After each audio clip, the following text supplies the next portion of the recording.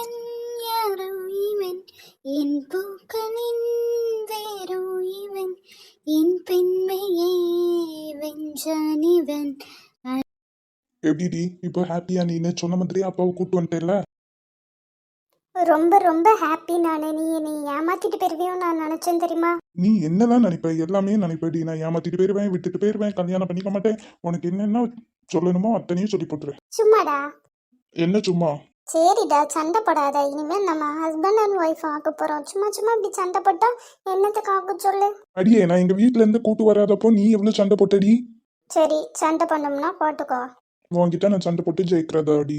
பின்ன அந்த பயம் இருக்கணும்ல, ருக்கு வச்சு சும்மா வச்சு.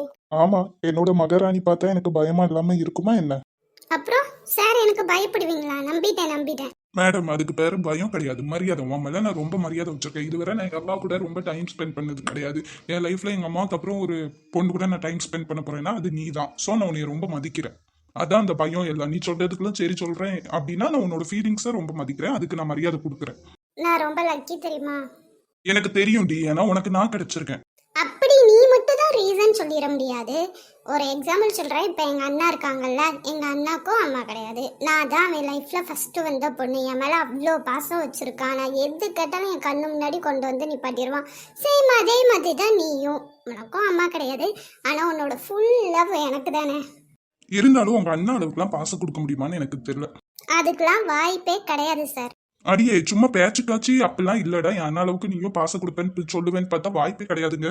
நடக்கிற விஷயத்த பேசுங்க சார். என் அண்ணா அளவுக்குலாம் எனக்கு யாராலையும் பாசம் கொடுக்க முடியாது. பாருடி, ஃபியூச்சர்ல இதே வாயால என்னை அதிகமா லவ் பண்றது என்னோட ஹஸ்பண்ட் தான் நான் சொல்ல வைக்கிறேன். பார்க்கலாம். அம்மா வந்து பேசிட்டு போயிட்டாங்க. அவங்க டேட் எல்லாமே ஃபிக்ஸ் பண்றேன்னு சொல்லியிருக்காங்க. அவங்க வந்து பேசினதே எங்களுக்குலாம் ரொம்ப சந்தோஷம்ப்பா. நம்மளுக்கு நம்ம பாப்பா சந்தோஷமா இருந்தால் போதும். ருக்கு எந்த குறையுமே போகிற வீட்டில் இல்லாமல் இருக்கணும். அதுக்கு தகுந்தபடி நம்ம எல்லாமே பண்ணிக்கலாம். எனக்கு என்ன பண்ணும் எதுவுமே தெரியாதுமா. சொல்லி கொடுக்கவும் யாரும் கிடையாது. நீங்க தான் எனக்குன்னு இருக்கீங்க. அது என்னப்பா உனக்கு கவலை? அவள் என்னோட பொண்ணு, எல்லாமே நான் பார்த்துப்பேன். அவங்க டேட்டு குறிக்கிறது குறிக்கட்டும். தங்க விலை ஏறுறதுக்கு முன்னுக்கூட்டியே நம்மளுக்கு தேவையான பொருள்லாம் நம்ம வாங்கிடலாம். ருக்குக்கு தேவையான செயின், கம்மல், வளையல் எல்லாமே நம்ம எடுத்துருவோம். மாப்பிள்ளைக்கு தேவையானதுன்னா என்ன பார்த்துக்கோ, மோதிரம், கை செயின், அதுக்கப்புறம் செயின், இந்த மூணுமே நம்ம முதல்ல எடுத்து வச்சுப்போம்ப்பா. ஆமாம், நாளுக்கு நாள் தங்க விலை ஏறிக்கிட்டே தான் போகுது. அதனால நம்ம எல்லாமே எடுத்து வச்சுருவோம் முன்னக்கூட்டியே. அப்புறம் அவளுக்கு தேவையான பாத்திரம், ஏன்னா போகிற வீட்டில் சீர் எல்லாமே கொடுக்கணும்லப்பா. அதனால் தேவையான பாத்திரம் எல்லாமே எடுத்துருவோம். சரி பாட்டி. மண்டபம் எல்லாமே இங்கேயே இருக்குல்லடா, நம்ம பார்த்து புக் பண்ணிக்கலாம். எல்லா வேலையும் 1-2 பேரா இழுத்து போட்டு செஞ்சுக்கலாம். எதுக்கு கவலைப்படுத? அவங்க நாள் குறிச்சதுக்கப்புறம் நம்ம ஒரு நாள் நேரில் கூட பார்த்து பேசிக்கலாம். சரியா? நீ எதுக்கும் கவலைப்படாத, நாங்கள் இருக்கோம். ஆமாம், நாங்கள் இருக்கோம். ஏன்தே என்னைய பார்க்கிங்க? எல்லாரும் ஒவ்வொன்று சொல்லிட்டீங்க. நானும் ஏதாச்சும் ஒன்று சொல்லணும்ல, அதான் நாங்கள் இருக்கோன்னு சொன்னேன். நீங்கள் கவலைப்படாதீங்க அண்ணே, அவள் நம்ம தங்கச்சி, நம்ம எல்லாமே பார்த்துக்கலாம். நாங்களாம் இருக்க போய் தான் இப்படி ஆயிட்டு. அம்மா அப்பாலாம் இருந்தால் இந்த மாதிரி பண்ணியிருப்பாங்க அப்படின்னு யாரும் சொல்லாத அளவுக்கு நம்ம எல்லாமே பண்ணிடணுமா? உனக்கு யார் சொன்னா அம்மா அப்பா இல்லைன்ட்டு? நாங்கள் எல்லாருமே இருக்கோம்ல, அப்புறம் எதுக்கு கவலைப்படுற? சும்மா லூஸ் கணக்கா வளராதாடா. அவள் நம்ம வீட்டு பொண்ணு. அவளுக்கு ஏதாச்சும் ஒன்றுனா நாங்கள் பண்ண மாட்டோமா என்ன? நீங்கள் இருக்க தைரியத்தில் தானே வந்து பேசணுன்னே உங்ககிட்ட நான் வந்திருக்கேன். விடுப்பா, நம்ம ருக்கு கல்யாணம் என்னோட பொறுப்பு ஃபுல் அண்ட் ஃபுல். சரி பாட்டி. ஏம்மா, அப்ப நான் கிளம்புறேன்னா அங்க மினி இருப்பா. நான் மினி கூட போயிருக்கேன்.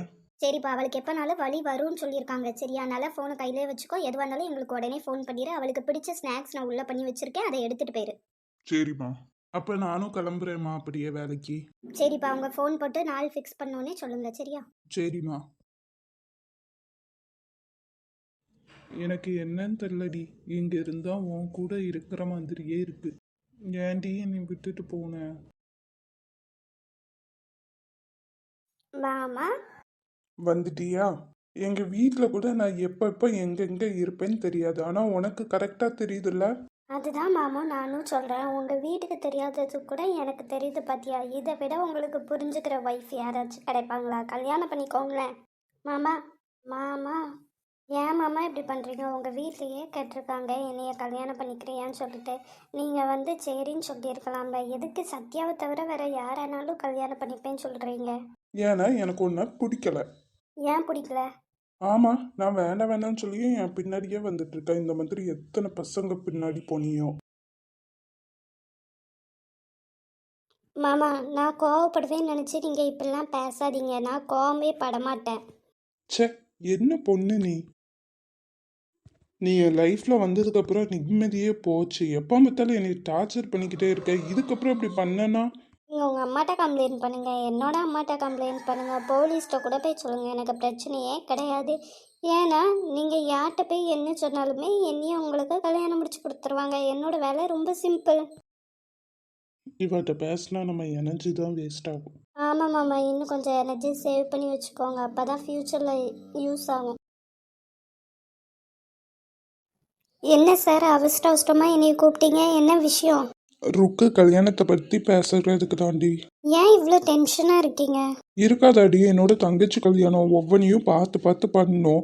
ஏதாச்சும் சொதப்பிடக்கூடாது. சொதப்பிட்டா என்ன சொல்லுவாங்க பாரு, அப்பா அம்மா இருந்தால் இப்படிலாம் நடந்திருக்குமான்னு சொல்லுவாங்க. அதாண்டி ஒரே டென்ஷனாக இருக்கு.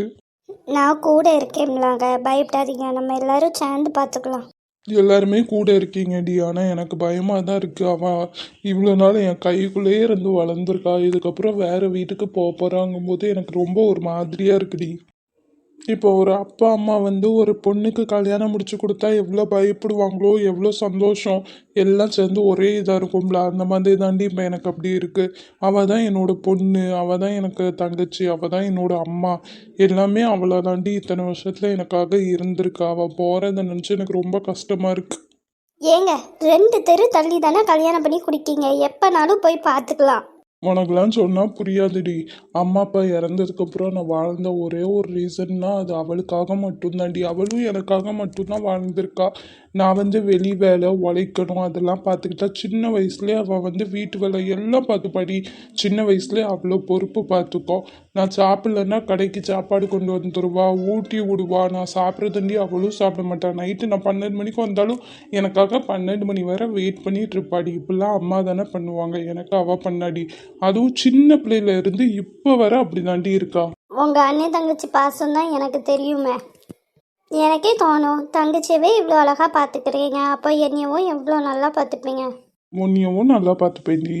கல்யாணம் நினச்சிலாம் ரொம்ப யோசிக்காதீங்க. எதுவாக இருந்தாலும் நம்ம பார்த்துக்கலாம். உங்களுக்கு தெரியாததெல்லாம் சொல்லி கொடுக்குறதுக்கு பாட்டியும் அத்தையும் இருக்காங்க. அதுக்கப்புறம் என்னோட அம்மா இருக்காங்க. அப்புறம் என்ன உங்களுக்கு பயம் சொல்லுங்கள், எல்லாமே நம்ம பார்த்துக்கலாம். இல்லை காசை நினச்சி நீங்கள் பயந்தீங்கனாலும் என்கிட்ட நகை இருக்குங்க, அதை நான் தந்துடுறேன். அட லூசு லூசு மாதிரி பேசாதடி. நகை காண்டியாடி நான் சொல்லிட்டு இருக்கேன். இல்லைங்க நான் சொல்கிறேன். எனக்கு காசு ஒரு பிரச்சனையே இல்லை. என் சம்பாத்தியம் ஃபுல்லும் என்னோட தங்கச்சிக்காக மட்டும்தான். நான் முறை எதுவும் தெரில, எப்படி பண்ணும் தெரில. அவள் என்னை விட்டு போறா. இதில் தான் நான் சொல்லிட்டு இருக்கேன். சரிங்க, ஒரு பக்கம் சந்தோஷமாகவும் பயமாகவும் இருக்கு.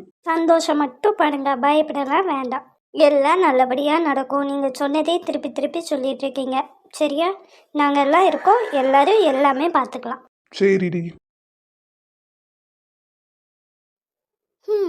ஒரு வழியாக 2024 முடிஞ்சு போச்சு. நம்ம வாழ்க்கையில் வருஷம் மாறுறதை தவிர ஒரு மாற்றமும் இல்லை போல. நம்ம மண்டை கணக்காக வாழ்க்கையும் வழுக்கையாக தான் ஆயிட்டுருக்கு. சும்மா படுத்து கிடந்து யோசிச்சுட்டு இருந்தா வாழ்க்கை வழுக்கையாக தாண்டி மாறும். ஏதாச்சும் உருப்படியாக பண்ணணும். ஏம்மா ப்ளீஸ், புது வருஷம் அதுவுமா என்னைய திட்டாதீங்க. அப்புறம் அந்த வருஷம் ஃபுல்லும் ஒரே திட்டாதான் எனக்கு முடியும். நீ சேட்டை பண்ணால் நான் திட்ட தாண்டி செய்வேன். காலை தூக்கி இன்னும் என் தலைமையில வை. நீங்கள் என்னோட அம்மாம்மா, எப்படிம்மா நான் அப்படி வைக்க? நீ இப்படியே பண்ணிட்டு போகிற வீட்டில் போய் வாரியல் அடி தான் வாங்க போகிறேன். அம்மா வந்துக்கிட்டே இப்படி சாபம் கொடுக்கீங்களேம்மா. சாபம்னா அந்த பெரியவங்க இருக்காங்க, காடை எப்படி வச்சிட்ருக்க? நீங்கள் என்னோட அம்மா, உங்ககிட்ட நான் நானாக இருக்கேன், கம்ஃபர்டபுளாக இருக்கேன், அதனால நான் இப்படி வச்சுருக்கேன். இதுவே வேறு யாருக்கிட்டேயும் போய் இப்படி வைக்க முடியுமா சொல்லுங்கள்? உன்ட்டெல்லாம் பேசி ஜெயிக்க முடியாது. பரீட்சை எழுதினியே, அதோட மார்க்லாம் வந்துட்டா? ஏம்மா அது இப்போ வராதுமா, நெட்டில் தாம்மா போட்டு விடுவாங்க, வந்தோடனே சொல்கிறேம்மா. சரி, மார்க்கு குறைஞ்சி எடுத்துகிட்டு வா, இல்லைன்னா ஃபெயிலாக போயிட்டு வா. உனக்கு அதுக்கப்புறம் தானே இருக்குது. ஃபுல் மார்க் வாங்கிட்டு வரேன், அதுக்கப்புறம் உங்களுக்கு இருக்குல்ல. பாப்புண்டி பார்ப்போம்.